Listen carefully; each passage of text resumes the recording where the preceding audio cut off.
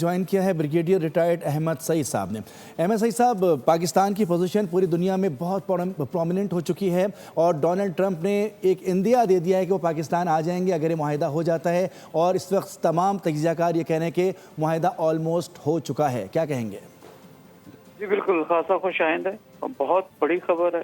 जितनी तारीफ की जाए हमारी डिप्लोमेसी की, चाहे मिलिट्री हो चाहे सिविलियन डिप्लोमेसी की, वो कम है।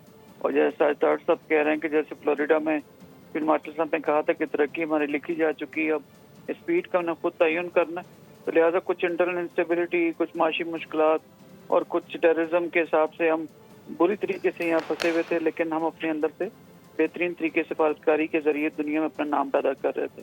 तो अल्हम्दुलिल्लाह अभी जिस तरह से फील्ड मार्शल साहब कल ईरान में थे और दोनों अफ्रीकन के दरमियान जो पॉलिसी करवा रहे हैं, आपके प्राइम मिनिस्टर जो उसको सऊदी और कतर के दौरे पर, जिस तरह कतर ने उनको वेलकम की है, उसकी मिसाल माजी में मिलती नहीं। तो लिहाजा जैसे पूरी न सिर्फ प्रेसिडेंट ट्रंप बल्कि पूरी दुनिया पाकिस्तान हमारी सालिसी की कोशिशों की तारीफ कर रही है, हमारे कंस्ट्रक्टिव, हमारे पॉजिटिव रोल की तारीफ कर रही है। और प्रेसिडेंट ट्रंप के अनाउंसमेंट कि वो न सिर्फ वो पाकिस्तान का जो दौरा करेंगे, ऑफ कोर्स उसमें चीज़ें मजीद जो है वो तय करना अभी बाकी होंगी, जो कि शॉर्ट टर्म के ऊपर हो जाएंगे। ईरान से शायद प्रेसिडेंट पेज़ेशकियान साहब भी आएंगे यहाँ पर